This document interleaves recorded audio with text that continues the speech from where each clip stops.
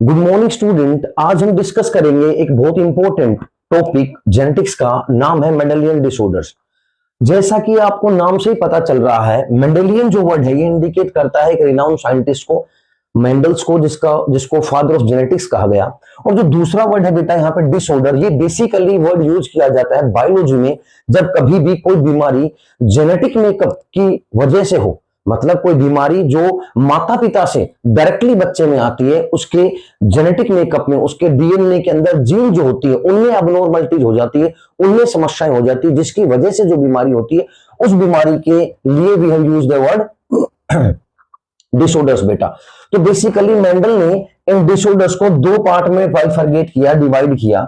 एक था autosomal disease और एक था एक्स लिंक्ड और सेक्स लिंक्ड डिजीज। देखिए ध्यान दीजिए, यहाँ पे एक जो बीमारी थी वो थी ऑटोसोमल डिसऑर्डर्स और दूसरी जो बीमारी थी वहां पे थी एक्स लिंक्ड, जिसको हम सेक्स लिंक्ड भी कहेंगे। अब आपको बताएंगे क्यों कहेंगे।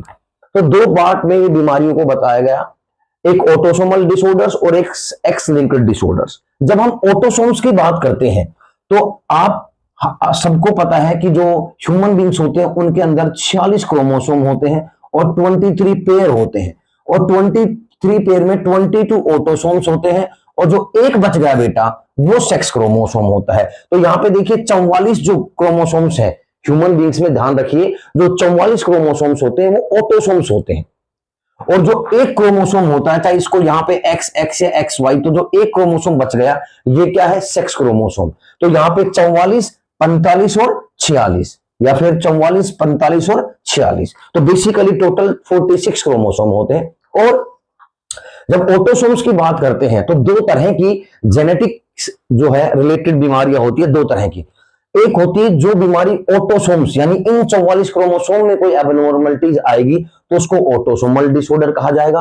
और अगर सिर्फ एक्स एक्स और एक्स वाई में अगर किसी तरह की प्रॉब्लम होगी तो उसको सेक्स लिंक्ड या एक्स लिंक्ड बीमारी कहा जाएगा, डिसऑर्डर कहा जाएगा। अब सबसे पहले बात करते हैं ऑटोसोमल डिसऑर्डर्स की। बेटा बहुत अच्छा प्रेजेंटेशन मैंने यहाँ पे आपके लिए बनाया है, आप अच्छे से समझ सकते हैं इन डायग्रामेटिकली और इन फ्लो चार्ट से भी। अब देखिए ऑटोसोमल डिसऑर्डर्स में क्या होता है, mutated gene present on autosome. अब यहाँ पे म्यूटेशन का मतलब समझिए, म्यूटेशन का मतलब होता है सडन चेंज इन जीन।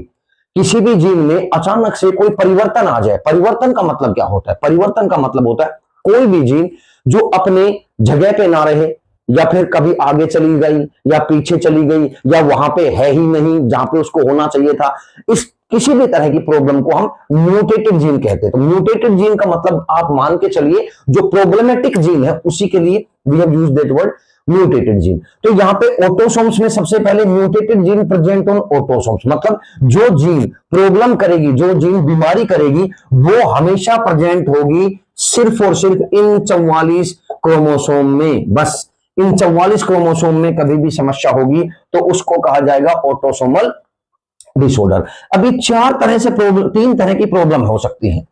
सबसे पहले होमोजाइगस डोमिनेंट। होमोजाइगस डोमिनेंट का मतलब समझिए, अगर ऑटोसोम में, अगर यहां पे ये जो क्रोमोसोम है 44, इसमें किसी भी क्रोमोसोम में अगर दोनों ही क्रोमोसोम पे डिजीज्ड कोजिंग जीन है, म्यूटेटेड जीन है, तो उस केस में डिजीज होगी, उसको ऑटोसोमल डिसऑर्डर होगा। और वो डिजीज क्या होगी, डोमिनेंट डिसऑर्डर होगा। डोमिनेंट का मतलब समझिए, ये जो टॉपिक आप पढ़ेंगे, ये पेडिग्री जो आपके नेक्स्ट जो टॉपिक आएगा पेडिग्री, उसके न्यूमेरिकल्स जो है इन्हीं की वजह से आप सोल्व कर पाएंगे, वरना समस्या आएगी। तो अगर किसी को ऑटोसोमल डोमिनेंट डिसऑर्डर है तो इसका मतलब ये मान लीजिए कि उनके एक जो क्रोमोसोम है, यहाँ पे पेयर ऑफ क्रोमोसोम, उनमें दोनों पे वो जो जीन है वहां पे जो बीमारी कर रही है वो दोनों जीन डोमिनेंटली वहां पे प्रेजेंट है जो उसको बीमार कर रही है। इस वजह से उस केस में उसको होमोजाइगस डोमिनेंट कहा जाएगा, उस फैक्टर को, उस क्रोमोसोम को। और वो जो डिजीज कोज करेगा उसको डोमिनेंट डिसऑर्डर कहा जाएगा। फिर आ जाता है दूसरा, ये हिट्रोजाइगस डोमिनेंट। हिट्रोजाइगस डोमिनेंट का मतलब क्या हो गया, आपको मेंडल्स में बताया था सब कि अगर एक कैपिटल ए है और एक स्मॉल ए है तो प्रेजेंटेशन जो होगी फिनोटिपिकली वो क्या होगी, डोमिनेंट ए की होगी। तो यहां पे हिट्रोजाइगस डोमिनेंट में अगर एक क्रोमोसोम पे हो, पेयर ऑफ क्रोमोसोम में एक क्रोमोसोम पे डिजीज है, मतलब बीमारी वाला जीन है, और दूसरे पे रिसेसिव है, तो भी उस इंसान को बीमारी होगी, लेकिन वो जो बीमारी होगी वो भी डोमिनेंट डिसऑर्डर ही होगी, और ऑटोसोम पे होती है क्योंकि ये 44 क्रोमोसोम पे ही होगी, 1 से 44 के बीच में होगी, आगे नहीं होगी। अब इसके बाद आ जाता है last third recessive. Homozygous recessive का मतलब समझिए, इसमें जो बीमारी है वो बेसिकली दोनों ही जीन पे रिसेसिव फैक्टर आ जाते हैं, जो दोनों ही क्रोमोसोम पे जो जीन है वो रिसेसिव फैक्टर में रहते हैं, और अगर फिर वो बीमारी करते हैं तो उसको कहा जाता है रिसेसिव डिसऑर्डर्स। तो 3 तरह के डिसऑर्डर्स हैं ऑटोसोम में, डोमिनेंट डिसऑर्डर्स, फिर डोमिनेंट डिसऑर्डर्स, और लास्ट रिसेसिव डिसऑर्डर्स। बेटा क्लियर है? यानी अब यहां पे आते हैं, दूसरी बात करते हैं जिसको हम कहते हैं x linked disorder. X linked disorders में ये बीमारी जो है ये मेल में और फीमेल में सेक्स क्रोमोसोम में होगी। वैसे 3 बीमारी आती है बेसिकली, जिसमें डाउन सिंड्रोम, क्लैनीफेल्टर सिंड्रोम और टर्नर सिंड्रोम आती है। तो ये वो बीमारी है जो सेक्स क्रोमोसोम में, सेक्स क्रोमोसोम के जीन में, सेक्स क्रोमोसोम के जो स्ट्रक्चर्स होते हैं उनमें अबनॉर्मलिटी आ जाती है, तो उसको हो जाती है एक्स लिंक्ड डिजीज।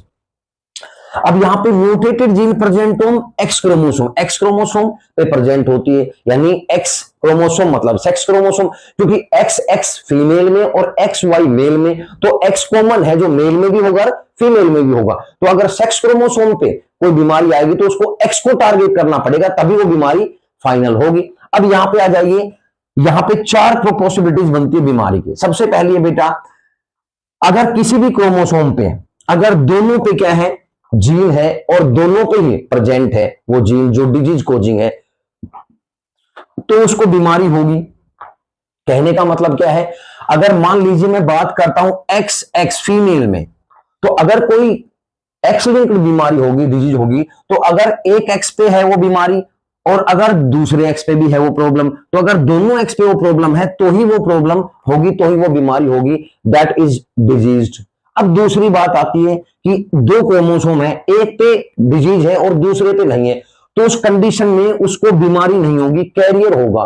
कैरियर का मतलब होता है कि उसको कोई प्रॉब्लम नहीं होगी, किसी तरह की कोई बीमारी नहीं होगी। तो अगर मैं बात करता हूं फीमेल में, तो अगर एक पे एक्स पे तो प्रॉब्लम है, डिजीज है, लेकिन दूसरा जो है वो नॉर्मल है, तो उस केस में उस फीमेल को बीमारी नहीं होगी, वो फीमेल नॉर्मल रहेगी। तीसरी कंडीशन है कि अगर दोनों ही एक्स क्रोमोसोम पे, अगर दोनों पे ही कोई बीमारी नहीं है, कोई भी डिजीज नहीं है, तो फिर वो फीमेल नॉर्मल होगी। और चौथी इंपॉर्टेंट आ जाती है क्या, मेल के केस में।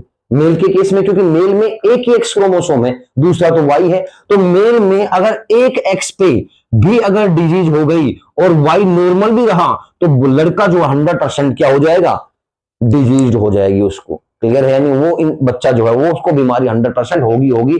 अगर फादर जो है उसके सिर्फ एक एक्स क्रोमोसोम पे डिजीज कोजिंग फैक्टर है, डिसऑर्डर कोजिंग फैक्टर है, वाई पे नहीं है, तो भी that child is suffering from that disorders.